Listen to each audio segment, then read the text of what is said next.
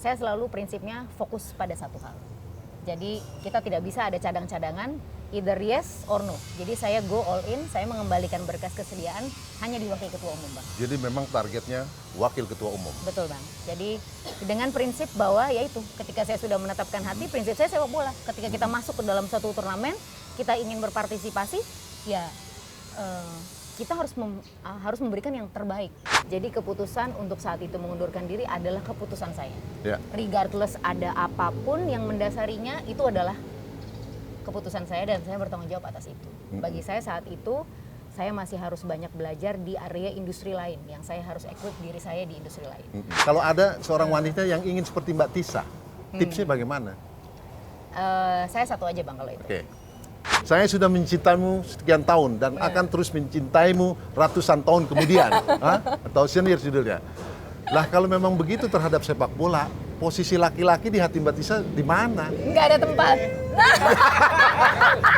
Ini saya nggak pakai mikir, tapi yang lain jangan marah, Bang. Oke. Apalagi Bang Yusuf jangan marah karena waktu Pilih yang mana? Saya pasti pilihnya pemain sepak bola. Solskjaer. Nah itu laki-laki seperti itu yang Mbak suka. Efektif. Hidup adalah sepak bola Indonesia. Merah, kita harus berani dalam mengungkapkan kebenaran dan kebaikan untuk sepak bola. Putih artinya suci, menghargai, dan kejujuran, fair play adalah kunci dari segalanya. Ayo bangkit bersama saya Ratu Tisa. Saksikan hanya di Lensor Podcast.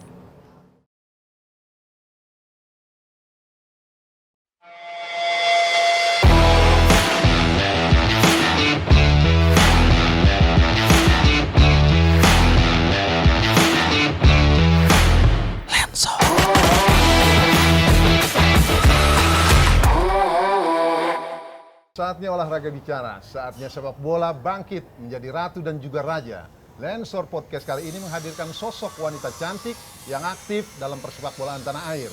Beliau baru saja mendaftarkan diri sebagai calon wakil ketua PSSI periode 2023 dan 2027. Beliau wanita pertama yang menjabat sebagai Sekjen PSSI, pernah menjabat juga sebagai wakil presiden AFF tahun 2019-2022. Beliau orang yang berjasa di balik perekrutan coach Shin Tae-yong dan juga Indonesia menjadi tuan rumah Piala Dunia U20 tahun ini. Please welcome Ratu Tisa Destria. Terima kasih. Apa kabar? Baik. Bang. Dulu kita pernah ketemu ketika Mbak Tisa masih unyu-unyu presentasi di hadapan saya tentang data bola. La Bola kalau nggak salah. Betul. Masih ingat? Masih ingat. Terima kasih lah hadir di Lensor Podcast. Terima kasih sudah mengundang saya di sini, Bang Yusuf. Saya diundang di kawasannya. Oke, Mbak Tisa. Mencalonkan lagi menjadi pengurus PSSI. Sekarang ingin menjadi wakil ketua umum. Betul. Kenapa nggak langsung jadi ketua aja? Hah? Yang Gimana, pertama Mbak? kan hidup itu ada prosesnya. Oke. Ya, kita merangkak dari bawah perlahan-lahan, mengerti dulu seperti apa manajemen di tingkat bawah, di tingkat tim, kemudian provinsi, kemudian melengkapkan diri atau mempersiapkan diri lah menjadi lebih baik dengan semua pengalaman dan juga sekolah yang pernah saya geluti sebelumnya.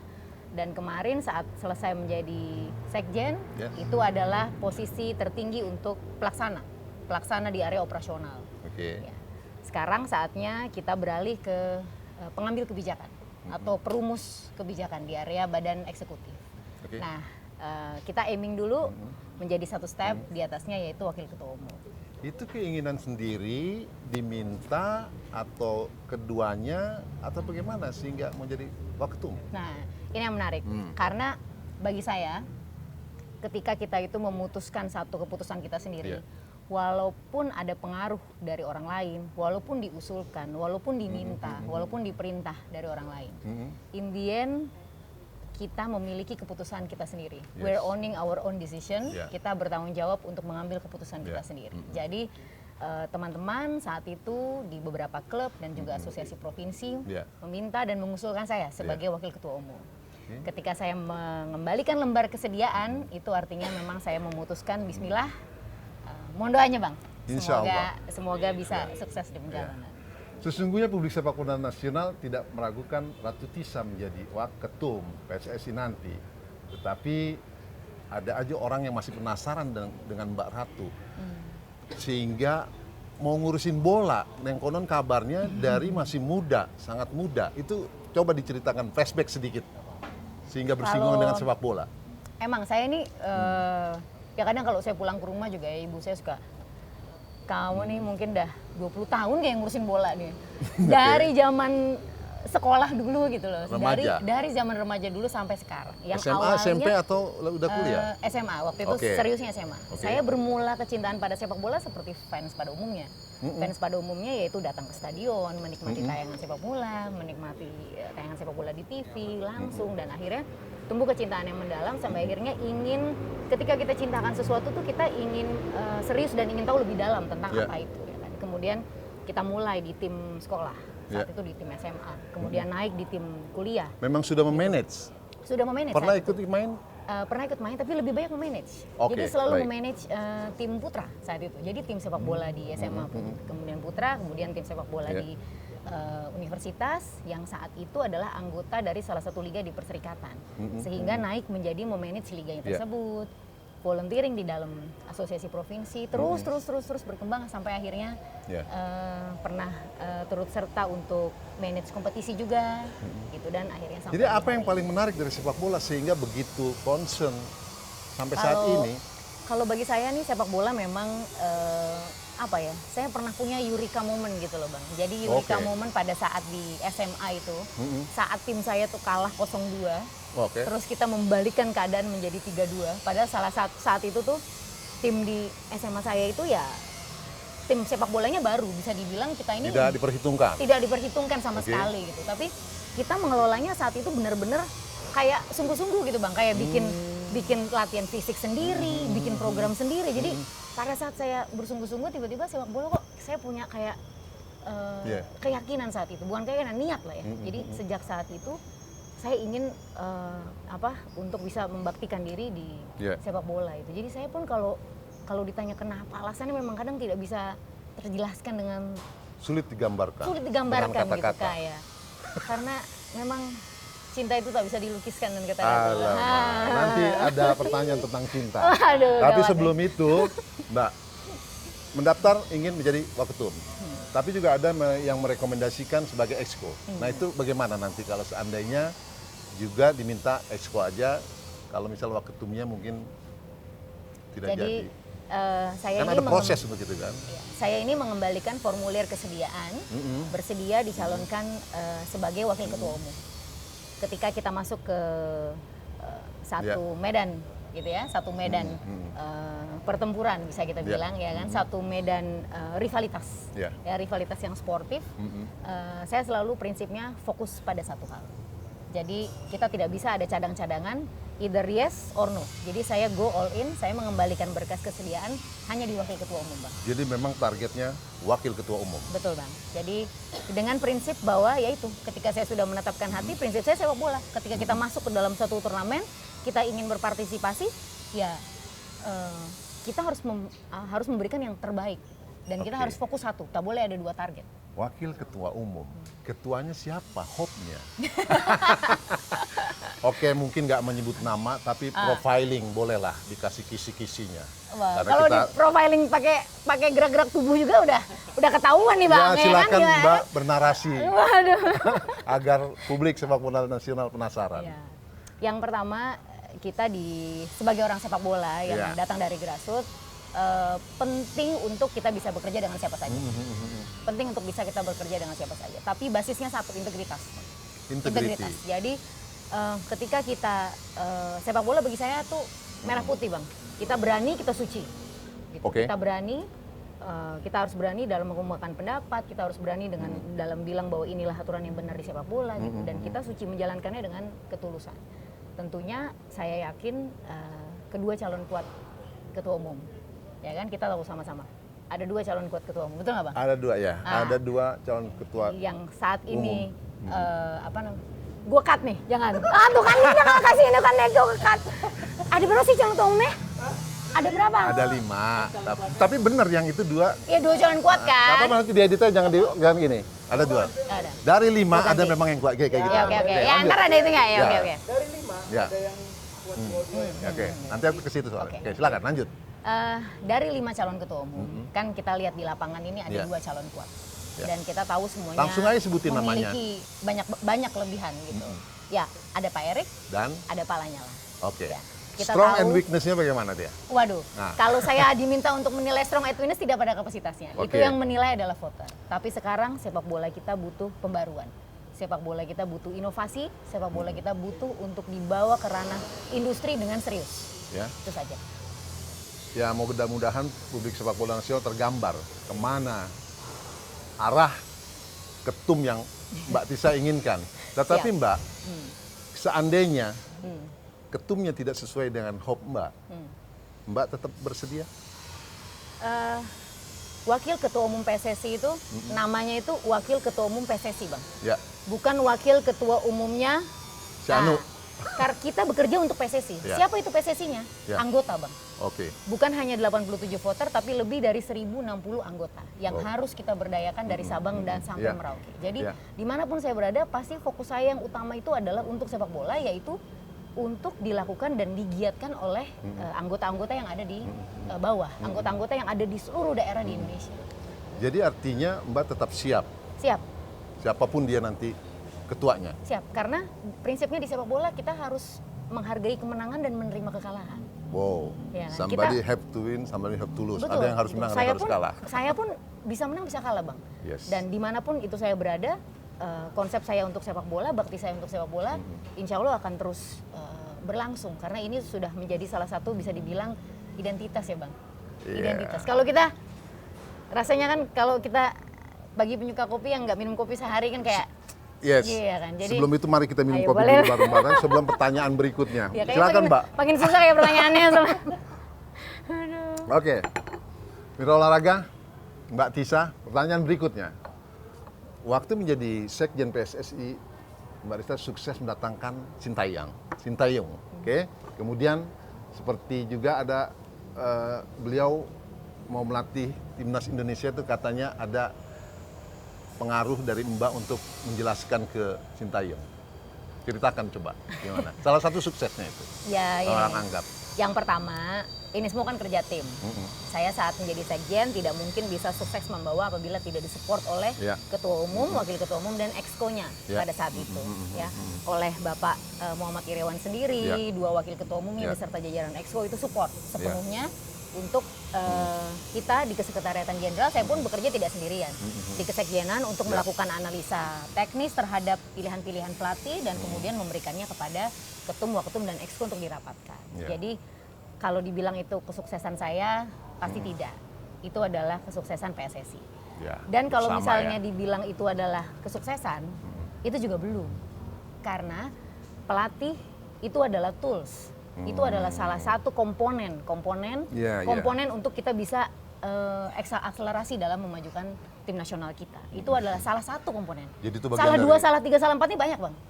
Iya kan? Jadi salah satu yang paling komponen utamanya itu pelatih. Jadi apakah ini bisa dibilang kesuksesan? Kalau bagi saya kita nggak boleh Mbak berpuas lebih diri. suka itu dibilang proses Yes, untuk kalau mencapai bagi sukses. saya ini kita tidak boleh berpuas diri, kita harus terus evaluasi, kita harus lihat perkembangannya.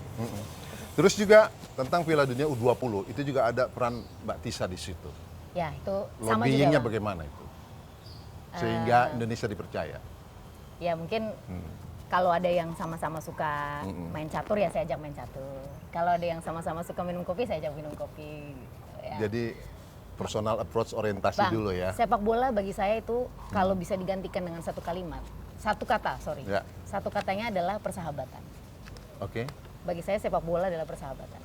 Jadi either itu di lokal, di nasional ataupun di internasional, itu berlaku prinsip itu. Jadi ketika kita datang itu kan menjadi- secara genuine Iya. bahwa kita ingin bidding untuk mengembangkan sepak bola, nggak ada lain, nggak ada lain. Iya. Yang lain maka akan ikut ke dalam arah mata angin kita gitu. Secara nggak sadar alam pun ibaratnya bersama-sama dengan kita gitu. Kalau orang ada tanya bagaimana ketika dulu Mbak Tisa lobbying dan lain-lain gitu, itu nggak ada nggak ada secretnya itu loh bang, itu nggak ada resepnya gitu. Jadi kita hanya fokus pada satu dan kita mengutamakan persahabatan di atas segalanya dan memang niat kita untuk sepak bola. Nah mudah-mudahan itu akan menggerakkan gitu. Jawabannya cukup mendarah daging ini Mbak Tisa. Nah, saya dengar Mbak Tisa juga pemegang Master of Art ya. Betul, dari FIFA. Dari FIFA. Nah itu satu-satunya wanita pula di Indonesia. Bagaimana ceritanya itu Mbak? Jadi itu kalau flashback mungkin di tahun 2010. Kita kan dulu gue mau ketawa kalau denger tok-tokan Bawan Malang. Tapi nggak apa-apa, lucu. Iya benar juga sih lucu. Ya oke. Jadi Rala aja. ada Bawan Malang Nanti bang. sebentar lagi tukang sekuteng.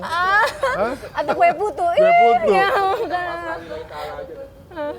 Lanjut Mbak. jadi kalau kita flashback di tahun 2009, 2008 sampai dengan 2010 lah ya. Saat itu saya masih di Bandung ya. Jadi coba berkarya untuk sepak bola seperti apa. Jadi saya selalu bertanya, kita ini kalau namanya suka dengan sesuatu itu kan nggak bisa hanya diucapkan. Kita kan bertanya, ya buktinya apa kamu cinta sama saya? Pengorbanannya sejauh apa? Udah 2 kali Ya, kata cinta Mbak sebut. Waduh, ini Nanti gawat saya ini. Aja. Pengorbanannya seperti apa? Apa yang sudah kita berikan terhadap barang itu atau orang itu gitu. Jadi di situ pada saat itu saya melihat bahwa saya ini masih banyak sekali kekurangan untuk terus berkarya gitu. Nah, pada saat itu saya coba menulis dan ikut serta di banyak konferensi-konferensi di dunia.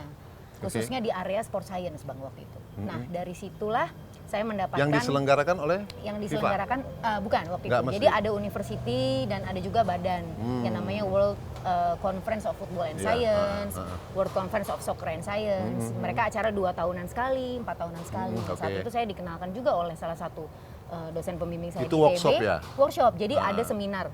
Oh, belum kuliah itu ya? Belum. Masih Jadi itu workshop. seminar di luar, di Nagoya, di Jepang, di Gen, di Belgia. Nah, kita memperluas link kita coba belajar lebih lagi dan dari situ kita jadi tahu ada apa sih yang berkembang. Itu Nah, di inisiatif situ saya sendiri tahu. atau ada yang mensponsori? Inisiatif sendiri bang. Biaya sendiri dong? Iya, inisiatif sendiri. Oke, sampai Kita namanya waktu itu masih di ujung-ujung mahasiswa, bang. Oh, ya, oke. ya kita harus bekerja keras dan itu prinsip juga di keluarga saya sendiri gitu. Untuk Oke. mendapatkan sesuatu itu di keluarga saya nggak pernah mudah bang, nggak Oke. pernah mudah gitu. Jadi saya untuk bisa mendapatkan kamar saya sendiri aja nggak pernah mudah bang. Ya. Gitu. Nah, balik lagi Padahal tentang itu bisa diberikan gitu. Wah, gitu oke. sih. Master of Art untuk FIFA itu coba Jadi diceritakan itu, lagi kampus jadi- mana aja yang memberikan? Nah, jadi itu pada saat saya ikut konferensi itu saya dapat info terkait ada Master of Arts itu, ada benar-benar S2 gitu Ya, yang bukan hanya sekedar courses Nah. tapi memang degree gitu loh Bang. Oke. Iya kan. Nah, itu datangnya dari Certified ya? tiga universitas. Di Leicester, The Montfort University itu bicara tentang sports humanity. Kemudian di SD Bocconi Milan bicara tentang Sekali. sports management.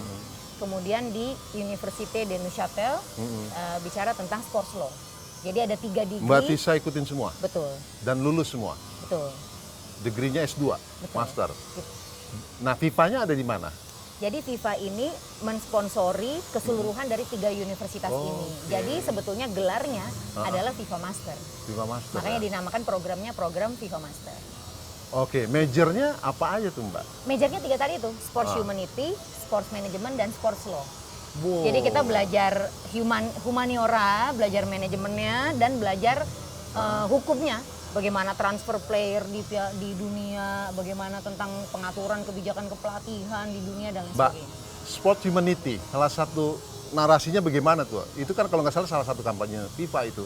Sport Humanity, Football for Humanity. Benar. Jadi Gimana, hal-hal Mbak? yang saya waktu itu pelajari di The Montfort University di Leicester, sports humanity-nya itu memang lebih banyak pasti di sepak bolanya kan. Akan tetapi kita juga belajar di olahraga lain seperti kriket, kemudian Oke. rugby dan lain sebagainya. Nih, salah satunya misalnya ada ceritanya begini. Kita waktu itu ada satu kunjungannya itu ke namanya rugby school, Bang. Nah, kita kan kalau orang awam nih taunya, ketika kita datang ke rugby school, itu kita kira itu adalah sekolah buat belajar olahraga rugby ya kan. Ya. Misalnya kita rugby. How to know about rugby gitu Betul. misalnya. Padahal rugby school itu adalah nama sekolah, Bang. Nama. Kayak SMA apa di mana. Di rugby school itu ada sebuah pohon gitu ya. Di situ adalah anak-anak itu dulu merumuskan laws of the game-nya rugby. Rules of the game-nya rugby football yang setelahnya di akhir tahun 1800-an itu di turn out into association football seperti football yang kita punya sekarang. Yeah.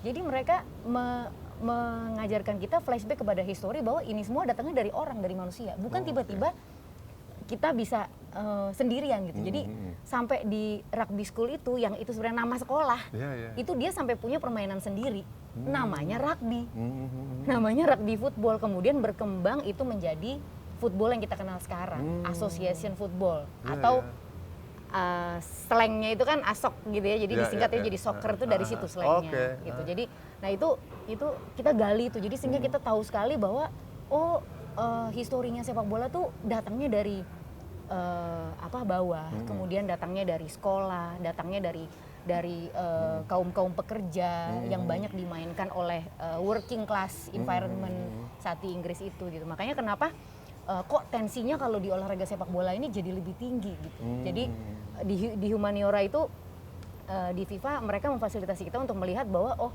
kenapa sih sepak bola tuh sekarang menjadi trennya seperti sekarang. Orang bisa seperti gila banget fansnya, ya kan? Orang bisa punya fanatism yang seperti itu gitu kan. Orang bisa sampai punya till die. Ada yang gitu kan? Gitu. Karena memang flashbacknya itu memang itu datangnya dari grassroots, datang dari melihat sejarahnya. Betul. Ya. Jadi itu di sport humanity itu seru bang. Ada lagi cerita tentang ketika ambil master 3 master itu, apa cerita lainnya? Cerita tadi. Kalau yang di sport humanity itu paling seru itu. Kita sampai kenapa sih laga itu disebut laga derby? Nah, kalau dari satu kota itu kan ada 2 laga kan gitu ya kan di dalam satu kota gitu. Derby. Karena memang di derby itu ada satu clock jam yang di tengah itu yang biasa untuk alun-alun lah ya bang kita alun-alun. Itu di tahun 1800-an itu di situ tuh ada tradisi di mana dari 2 daerah itu selalu ada seperti pertandingan olahraga gitu untuk bertanding di situ, dan itu disebut laga derby. Ini sejarah tentang disebutnya derby. Kenapa laga derby gitu? Kenapa ketika ada pertandingan satu kota itu disebutnya laga derby? Karena dulu di derby itu ada yang seperti itu gitu. Makanya kenapa itu ada sejarahnya sendiri sehingga membuat fanatisme yang juga lebih kental. Ya, ketika ada 2 tim di satu kota bertemu derby. Benar gitu. Karena dulunya memang ada histori di derby itu, setiap itu di klub itu hari Minggu mereka ada pertandingan gitu. Menarik. Terus lain-lain soal di sports management juga menarik. Kita ada kunjungan juga nggak cuma ke bola, tapi ke Dallara waktu itu, Ferrari juga. Jadi motorsport juga ada. Termasuk ya. Gitu. Kemudian Mbak Tisa, ketika Mbak Tisa jadi sekjen, ini sepertinya kan lobbying ke FIFA internasional lah.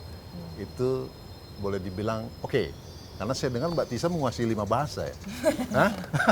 Saya baca literasinya, minimal mengetahui lah ya, karena pergaulan internasionalnya. Nah, bisa diceritakan betapa pentingnya lobbying di dunia internasional untuk sepak bola Indonesia, pandangan Mbak seperti apa? Itu penting sekali bagi saya. Absolut. Itu absolut. Jadi itu bukan yang utama, tapi itu adalah skill absolut yang harus dimiliki. Karena apa? Football governance ini terahnya ini memang ke internasional, ke FIFA.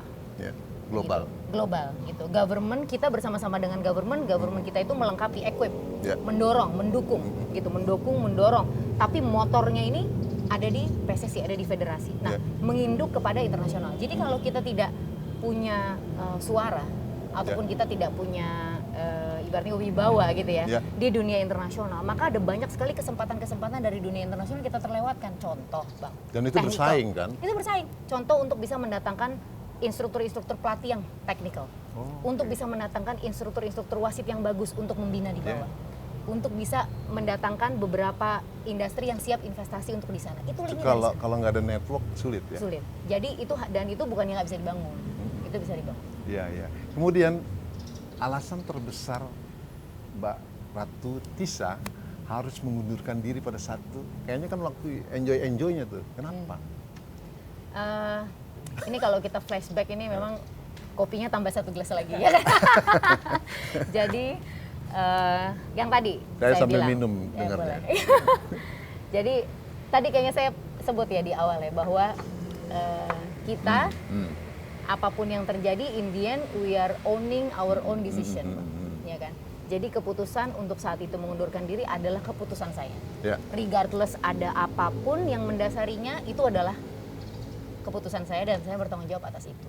Bagi saya saat itu, saya masih harus banyak belajar di area industri lain yang saya harus equip diri saya di industri lain.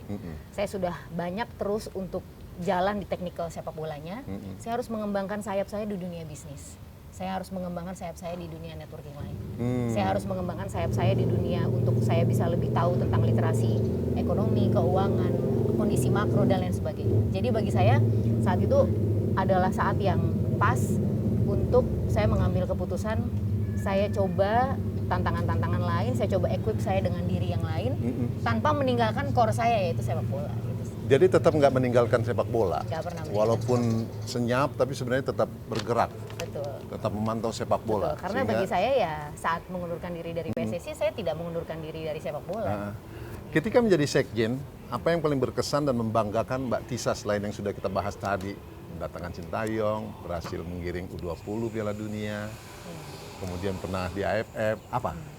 Kalau bagi saya malah justru yang paling membanggakan tuh dua hal. Yang pertama, keberhasilan klub-klub anggota PSSI, utamanya Liga 1 saat itu ya. Dan ada klub Liga 2 dan beberapa Liga 3. Liga 1-nya terutama untuk waktu itu kita kick off yang namanya Elite Pro Academy. Elite Pro, ya? Itu tidak mudah Bang, tidak mudah. Dengan Betul. segala macam kondisinya, kesulitan dalam pengelolaan klub, keterbatasan finansial, kesempatan dan opportunity, itu saat itu klub-klub tuh bersama-sama Yeah. gitu. Mau investasi, mau menyisihkan lah ya gitu ya, perhatiannya gitu besar untuk membangun usia muda bersama-sama. Itu Yeah. keputusan yang tidak mudah dan bagi saya itu hal yang sangat membanggakan. Begitu juga dengan Liga 2 yang saat itu kita perbaikin kompetisinya yang tadinya itu adalah 64 klub Yeah. dan kemudian kita ada degradasi yang besar saat itu untuk menyehatkan perlahan-lahan Liga 2-nya. Itu juga keputusan yang tidak mudah diterima bagi para klub, tapi klub dengan semua keterbatasannya mereka mau bersama-sama untuk memajukan itu.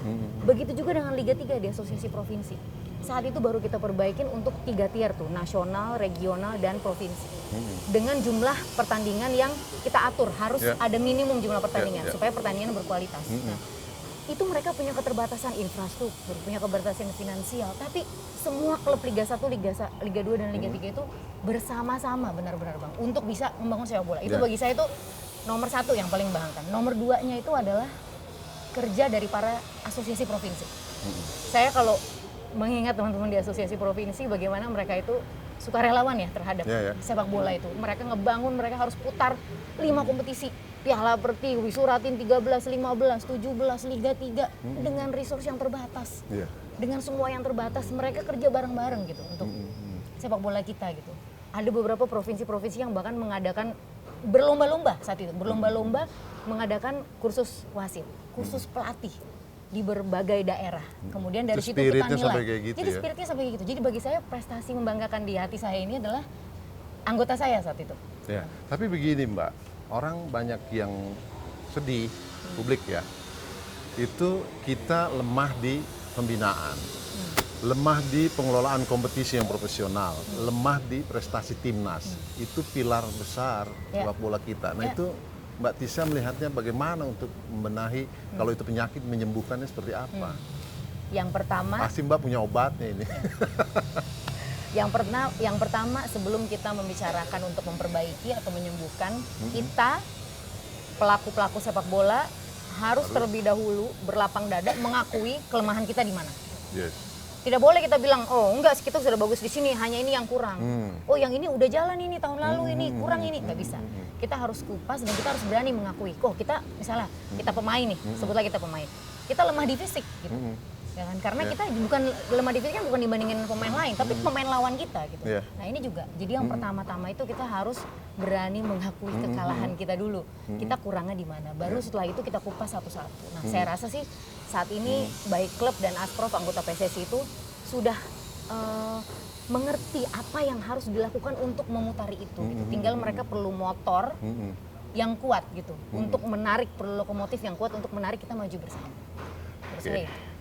Semoga. Terlepas dari Mbak Tisa mencalonkan sebagai waketum, harapan terbesar Mbak Tisa di KLB nanti, yang triggernya adalah tragedi Kanjuruhan, Itu apa Mbak? Coba narasikan keyakinan Mbak dan juga hope, harapannya. Karena publik ini benar-benar sudah rindu timnas yang mengangkat piala, kompetisi yang berjalan secara profesional, bergulir baik, dan juga pembinaan yang berjenjang kemudian menghasilkan pemain yang bagus. Sebelum saya ke pertanyaan pribadi. Kayaknya itu lebih sulit tuh. Ya. Ya. Jadi harapan saya untuk di KLB nanti dan kedepannya ya, itu yang pertama kembalikan PSSI ke sepak bola. Marwahnya. Dan sepak bola ke PSSI. Oke. Bahwa governance-nya itu ada di PSSI. Dan PSSI harus melakukan governance yang baik kepada sepak bolanya, bukan kepada hal-hal lain. Dan sepak bolanya harus tidak boleh liar jalan sendiri, harus dikembalikan ke PSSI. Nah itu hanya bisa terjadi dengan sinergi dari seluruh anggota PSSI. Karena motornya ini adalah, penggeraknya di bawah ini adalah klub dan asosiasi provinsi. Asosiasi provinsinya itu akan menjadi pelindung untuk area pelatih, area wasit, area pembinaan, database pemain dari grassroots, sedangkan klubnya adalah jalur pemisahan antara amatir, youth, elite, youth, industri profesional. Jadi ini harus bersinergi dan tata kelola dengan baik. Dan semua harus fokus satu, Bang. Harus fokus ke sepak bola. Harus fokus ke fundamentalnya, karena apa, hal-hal lain mengikuti kok. Sama kayak nasihat orang tua kita zaman dulu, kamu kerja yang benar, lurus, rezeki datang. Bener nggak? Iya. Gitu. Kamu kerja yang benar, cari yang benar, ya kan? Terus mengikuti. Sabar, jujur, karena sesungguhnya yang sabar kan yang menang, Bang. Iya, yang sabar yang menang. Kan menarik quote-nya itu. Nah kemudian Mbak Tisa, Mbak Tisa wanita, boleh dibilang wanita yang pencapaian prestasinya di sepak bola itu tertinggi lah, sekjen satu-satunya. Nah, di bawahnya itu ada juga wanita yang juga mencoba atau terlibat di kepengurusan, ngurus bola segala macam. Nah, ini Mbak Tisa punya semacam tips atau pesan kepada katakanlah generasi Mbak ya. Mari urus sepak bola ini, wahai para wanita utamanya. Kalau pria kan sudah banyak. Gimana? Kalau ada seorang wanita yang ingin seperti Mbak Tisa, tipsnya bagaimana? Saya satu aja Bang kalau itu. Oke. Jadilah yang terbaik di bidang kita sampai kita tidak bisa dikalahkan oleh orang lain. Iya dong. Sampai kita tidak tergantikan. Jadilah yang terbaik di situ. Jadi best of the best. Betul. Kita harus berperang lewat kompetensi, nggak bisa jalan lain. Kompetensi. Iya. Kita harus meningkatkan kompetensi kita menjadi yang terbaik di kompetensi. Dan itu aja. Sampai kita tidak terkalahkan, sampai kita tidak tergantikan. Itulah yang dijalankan Mbak Tisa. Iya. Terhadap sepak bola. Iya. Itu aja. Berarti cocok dong dengan ada sebuah tulisan, kalau nggak salah di media massa lah. Ada juga itu sebenarnya di IG Mbak Tisa. Jadi katanya hati Mbak Tisa ini kalau dibelah isinya sepak bola dan sepak bola, ya kan? Kemudian dia mengutip satu bagian lirik lagu Katy Perry judulnya A Thousand Years, bahwa aku Christiana Perry. Kalau Katy Perry itu apa? Roar ya. Oke, ada satu ada satu bait lirik lagu Christina Perry yang menyatakan bahwa saya sudah mencintaimu sekian tahun dan akan terus mencintaimu ratusan tahun kemudian. Atau senior judulnya. Lah kalau memang begitu terhadap sepak bola, posisi laki-laki di hati Mbak Tisa di mana? Nggak ada tempat. Saya cepat lawannya. Jawabnya saya langsung cepat ya. Isinya bola dan bola. Laki-laki di bagian mana, Mbak? Memang susah, Bang. Memang saya juga cari ruang-ruangnya, pepet-pepetnya ini memang sulit nih, ya kan? Sementara mainnya di dunia laki-laki. Iya, saya juga heran juga itu. Semua ditanyakan juga itu. Banyak yang bertanya. Gitu. Di dalam kalau bola tuh dipepet-pepetin kan ada ruang-ruang kecil kan, Bang. Tapi belum ketemu saya ruangnya di mana itu ya kan. Jadi belum berhasil membobol gawang Mbak Tisa. Aduh. Terus ngomongin laki-laki, kok dikit banget jawabnya? Ya itu aja Bang jawabnya. Kalau tadi bola panjang kita bisa cerita. Yang ini saya nggak punya pengalaman jadi nggak bisa cerita sih. Kalau di dunia ini tersisa cuma 4 laki-laki, perempuannya Mbak Tisa sendiri. 4 laki-laki itu adalah pemain sepak bola, pengurus sepak bola, kemudian penonton sepak bola dan wartawan sepak bola. Mbak pilih yang mana? Ini saya nggak pakai mikir, tapi yang lain jangan marah, Bang. Oke. Apalagi Bang Yusuf jangan marah karena waktu Pilih yang mana? Saya pasti pilihnya pemain sepak bola. Karena yang lain-lainnya itu nanti akan mengikuti kalau pemain sepak bolanya banyak dan benar. Kan Dapat. gitu. Yang lain akan mengikuti. Yang akan dipilih adalah pemain sepak bola oleh Mbak Ratu Tisa. Ya, gitu. Kalau sisa tinggal 4 ya. Ya kalau bisa 4 aja. Wartawan nggak masuk. Maaf ya Bang Ujung ya, maaf ya. Penonton gitu. juga nggak masuk. Jawabannya beda main dulu bang.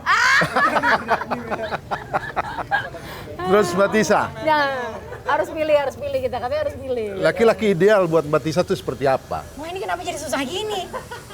Kenapa jadi susah gini? Ini sebenarnya titipan pertanyaan nasional loh. Aduh. Gimana Mbak? Tentu dia harus pintar. Karena banyak yang keder katanya. Udah down duluan mau deketin Mbak Tisa. Enggak lah, Kata enggak Ajis. lah.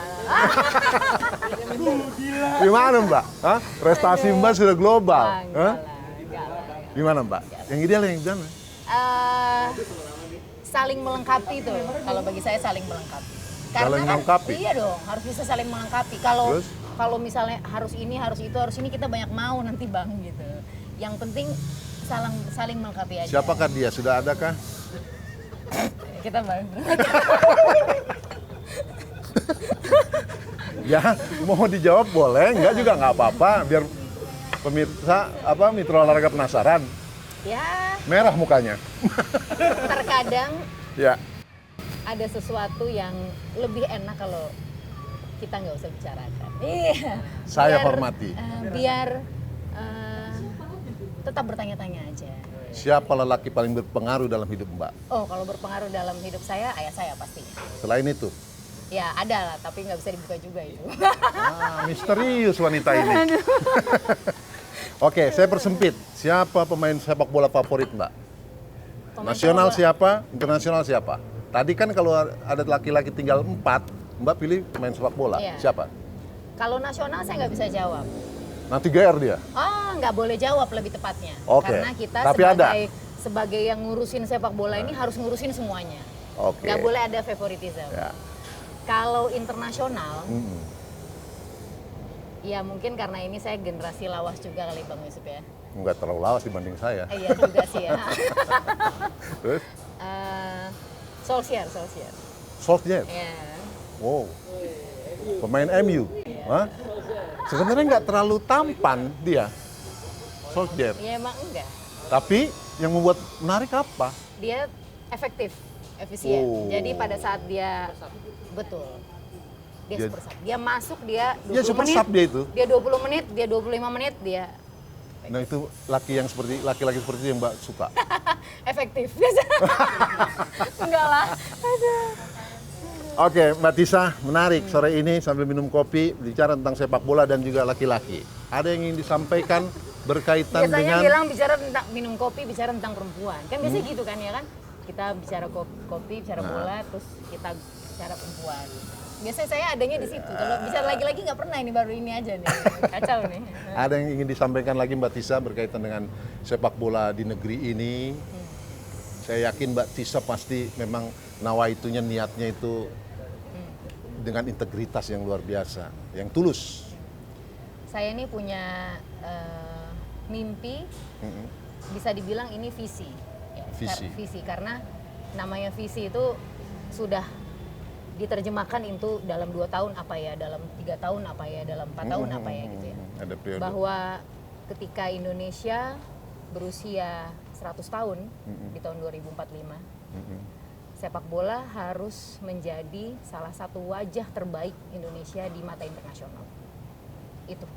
Itu mimpi saya, itu visi saya. Itu Semoga saat artinya- itu saya masih sehat, diberikan kekuatan untuk bisa mendorong dan membuat perubahan dan mengawal perubahan itu yang ada di sepak bola kita bersama dengan para anggota PSSI.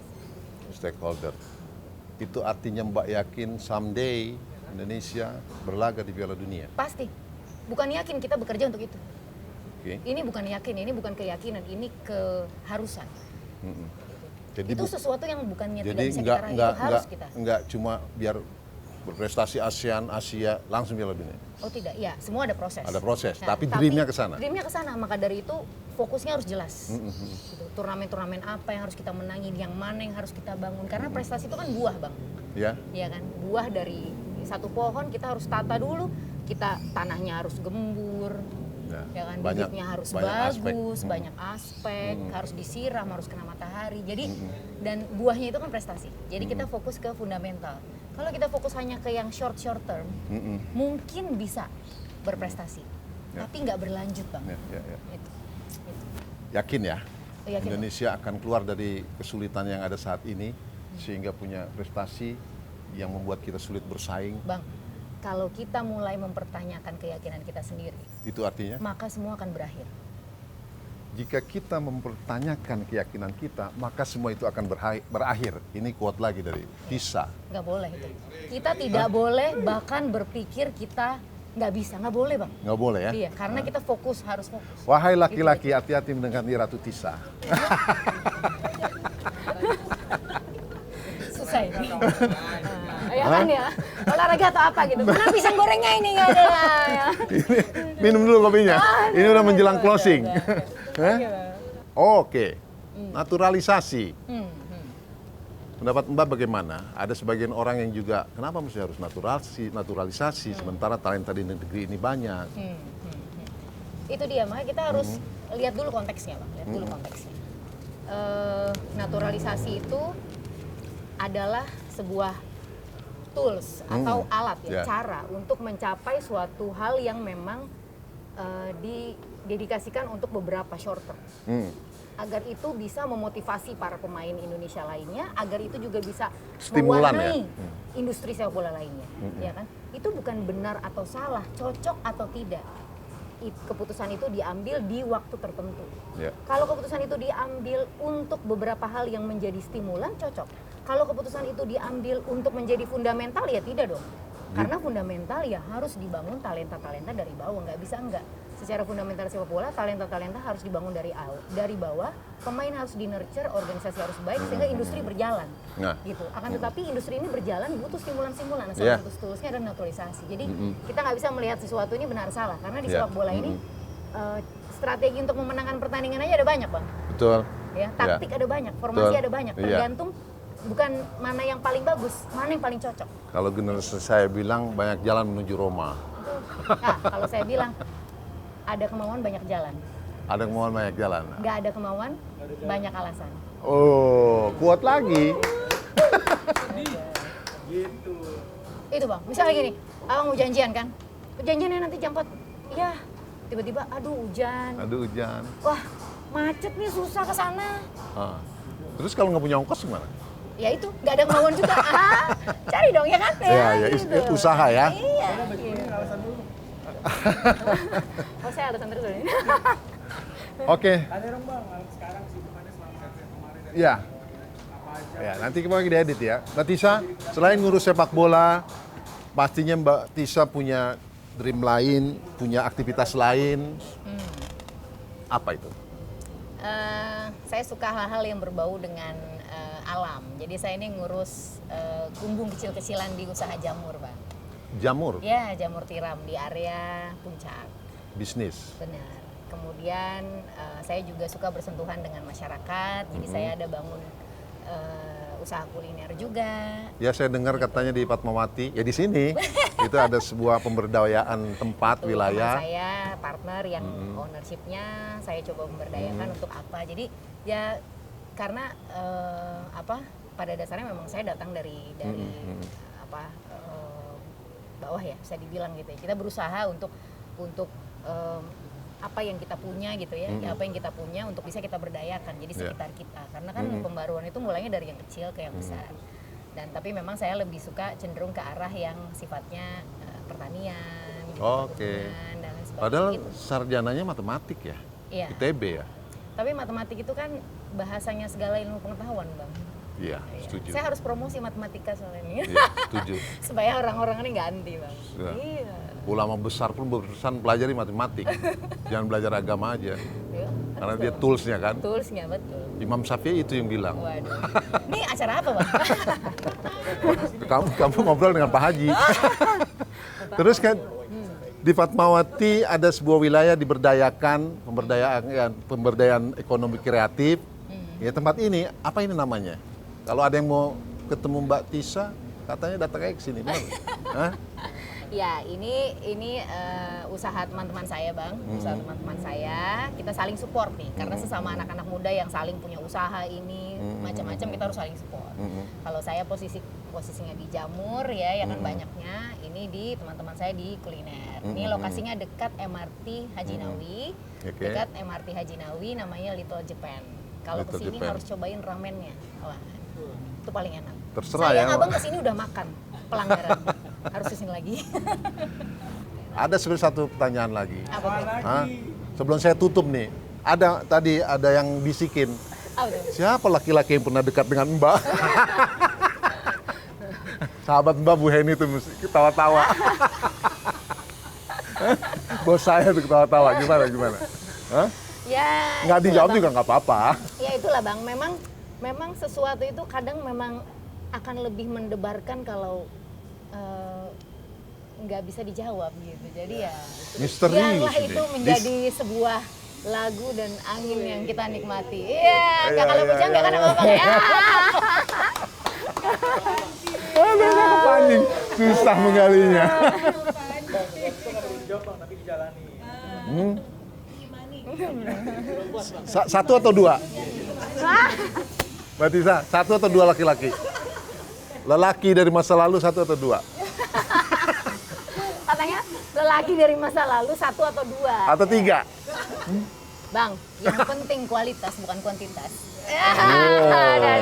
Oh. Saya nyerah, mitra olahraga. Rasanya hari makin sore, pembicaraan pun makin menjurus. Saya harus sudahi. Yang pasti sepak bola Indonesia harus maju bersama, insya Allah, Ratu Tisa. Sampai di sini perjumpaan kita buat mitra olahraga. Jangan lupa di like, komen, dan subscribe channel YouTube Lensa Olahraga serta follow IG Lensa Olahraga di @lensaolahraga.id dan juga Facebook Lensa Olahraga. Dan saya Yusuf Ibrahim Dan saya Ratu Tisa. pamit. Tonton terus Lensor Podcast karena Lensor Podcast Saatnya olahraga, olahraga yang bicara. Thank you.